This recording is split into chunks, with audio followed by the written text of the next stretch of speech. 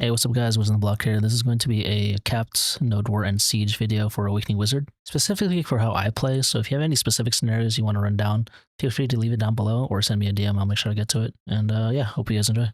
Starting off with my add-ons, these are the add-ons I had when the update first dropped last year.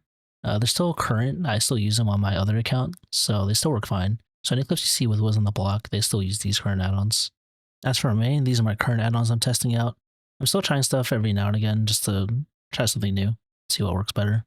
Also, add-ons are very subjective depending on your playstyle, so these add-ons might not work for your playstyle. I'm playing as a diver, as an engager, so might try something different. But the main thing I would look for is having an accuracy buff and an evasion debuff in your add-on somewhere. Moving on to REFORGE stones, you're going to have these mirrored across all your weapons. For Nodewar, you have all your downward multipliers, as well as BSR recovery, letting you get your Z buff faster. So your first fight, you can have your E buff up, and then your second fight, you can have your Z buff up. For Siege, the only thing I've switched out is max HP instead of back attack. This is giving me an extra 600 HP, helping me survive random chip damage from skills around me, as well as it's the only way to feel tanky in Siege is getting more HP since you can get more DP. As for the artifacts, you can run either Dekia or Kabuas. Dekia giving you 1000 HP over the 700 on Kabuas for Siege, whereas Kabuas are giving you 150 stamina over the 100 stamina, which could be used for Nodewars. As far as the Lightstone sets I use, I only use Crocodile Tooth nowadays. I used to use Target Opening and Skill Master, but I'm not sure how well they would fare now. And make sure you also amplify your Lightstones. It will give you extra multiplier damage, so you can push more damage past these caps. The longest you can skip out on, it only gives you stam, but if you want it, then go ahead. Buffs overall are pretty standard. You can have your Villa buff, Crown Meal, Deep Sea, Harmony, and your Church buffs, and a House buff as well if you'd like. Only thing you can mess around with is a food rotation. It's going to give you 5% down attack, but you're going to lose out on 5% back attack as well as 425 HP. A couple examples of other buffs you could run. You can run a max HP house buff, 200 stamina house buff, or for Siege you can run a Perfume with Tenacity instead of the Deep Sea, providing you 400 HP over the 100 HP on the Deep Sea.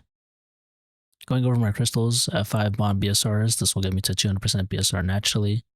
Next thing you'll want to make sure you want to prioritize is a Gearness tier for special attack damage, Decimations for the back attack, Corrupteds for the critical hit damage, and then attack speed you want Lukas and Akrods. Everything else in the crystal slots are kind of just filler. I have HP recovery on there just to help recover some HP from engages. If you're still not hitting the HP caps, you can throw in some more HP crystals on there. The only benefit at the moment to running more HP is that BSR energy is going to affect your max HP first before touching your capped HP. It is going to change in the future, where it's going to hit your capped HP first. So when that happens, I'll switch over to Histrias for stamina, Ascensions for jump height, or even Maclaws for more stamina. For Siege, again, HP is kind of king, so you want to throw in as much HP as you can. I personally keep the Akrods and the Lukas for the attack speed, but you definitely can throw in more HP if you'd like on those slots. Moving to in-game, I'm going to go over only notable skills that I use or other possible skills you can throw on hotbars. The first skill is going to be Meteor Shower. You want to be using the not-absolute version here. On the downcast, it's going to give you an SA protection, which makes this a great range CC skill. I mainly use this skill as a setup, either for myself to engage on or my guildies to engage on. It's also great for disrupting an enemy ball. Like I do in this clip here, I'm catching a tail in the ball while they're still in transition before they get to the actual fight.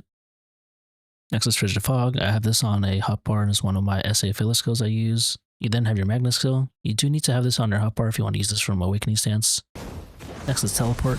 You want this on hotbar so you can TP while your weapons are put away. Say you're running to a fight, get into a location. Once an engage is called, you can TP in right away rather than pulling your weapons out and then engaging.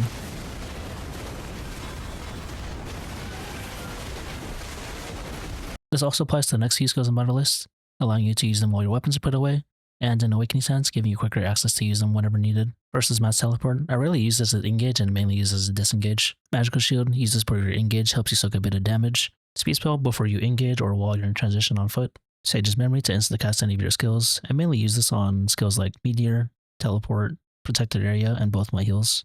And then both my heals just have access to them in Awakening sense.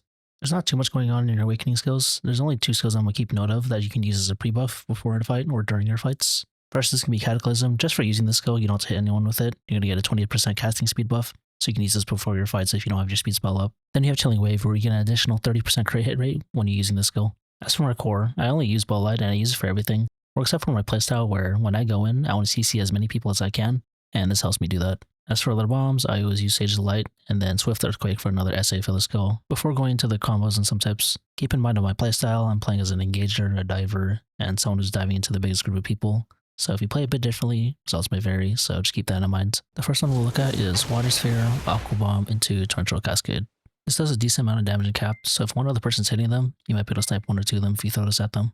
For this, I'm usually throwing it at the smaller clumps of people, so anything 5 or below. You could throw at the bigger groups of people, but I just tend to look at the smaller groups. It's also nice because its range is pretty much the same as a fireball explosion, and it's pretty quick, so I throw this out every now and again when I get the chance randomly, and I'll catch a few people. The next combo you'll see, you've probably seen it before, it is Hellfire, Bolide, Magma Bomb, into Barrage of Water. Now, depending on where you land in this combo, you can either go straight into Hellfire if your back is safe, or if you land with people around you, you can go into Cataclysm and then go into Hellfire. This will lessen the chance of getting CC in the back because you do have a couple frontals in this combo.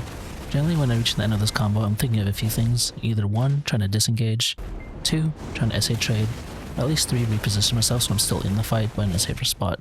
Also, I'm not sure if you noticed, but say you hit 10 people with Hellfire, they're not going to hit with the Bolide CC, so Bolide's going to CC 10 different people. So you're potentially CCing 20 people within half a second, which is kind of nuts. As far as my pre-awakening skills for filler, I use Swift Earthquake, Frigid Fog, Magnet Skill, and Mana Absorb. And you use this in any order interchangeably, depending on whatever situation you're in, either need the SA or the frontal. This will generally get my cooldown back up for Hellfire, or I can go into Teleport and disengage. Hope you guys enjoyed. It was pretty basic, but if you want any actual examples, feel free to check out my recent video, Purgatory. It has the same combo in that in pretty much every single clip. As well as my Twitch, I have a bunch of clips on there. If you have any specific scenarios you want to go over, feel free to leave them down below or send me a DM. Or any other questions you have, just leave them down there. I'll be sure to answer them. Alright, thanks for watching.